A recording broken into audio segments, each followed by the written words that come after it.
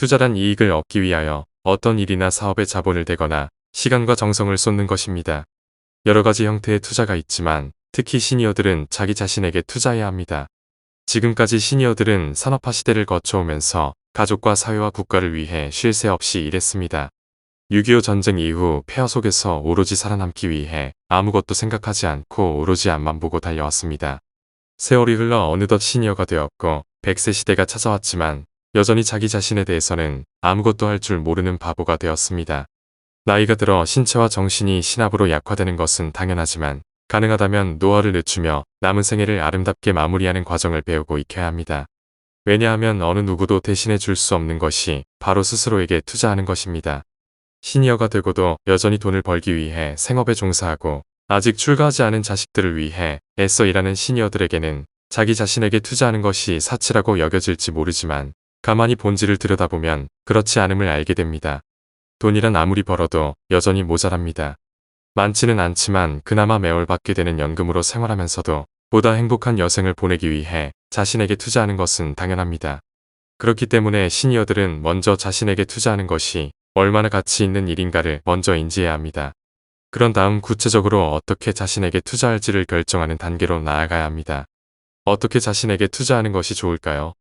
첫 번째, 건강에 투자하는 것입니다. 신체적 운동을 꾸준히 하는 것이 좋습니다. 특히 걷기 운동은 시니어들에게 적합한 운동입니다. 실내에서 할 수 있는 간단한 운동도 권할 만합니다. 건강을 위해 식습관을 바꾸는 것도 중요합니다. 필자는 지난해 스페인 산티아고 800km를 걷고 5kg을 감량했습니다. 이를 유지하기 위해 지난 7개월 동안 아침 식사를 생략했습니다. 저녁도 가능하면 일찍 먹고 이후에는 아무것도 먹지 않습니다. 다음날 점심까지 아무것도 먹지 않으면 속이 편안해집니다. 물론 모든 사람에게 이런 방식이 적절한 것은 아닙니다. 시니어들이 체중을 줄이기 위해 식사를 적게 하면 살이 빠지지 않고 근육이 빠질 수 있다고 경고한 의사도 있습니다. 자신에게 알맞은 방식을 찾아야 합니다. 두 번째, 교육에 투자하는 겁니다. 스마트폰이나 챗 GPT 등 새로운 기술을 배우고 익히는 것이 좋습니다. 디지털과 모바일 사용에 익숙해지면 일상생활에 활력이 생깁니다. 온 오프라인으로 인문학 강좌를 듣는 것도 유익합니다. 세 번째, 정서적 투자입니다. 독서 모임이나 봉사활동 등에 적극적으로 참여하여 사회적 교류를 강화하면 자신감과 정서적 안정을 얻을 수 있습니다. 가족과의 관계를 더욱 돈독히 하는 것이 좋습니다. 정기적인 가족 모임을 가지면서 가족 간의 유대를 강화하는 것입니다.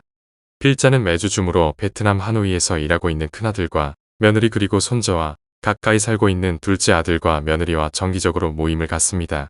처음에 시작할 때는 다소 부담을 느꼈을 가족이 모두 이제는 적극적으로 참여합니다. 가족이 함께해서 정말 고맙고 행복합니다.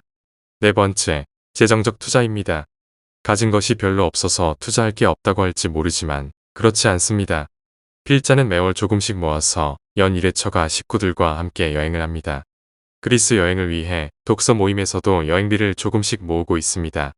인생의 노년기를 위한 자기 투자는 삶의 질을 향상시키고 활기찬 일상생활을 영위하기 위해 반드시 필요합니다.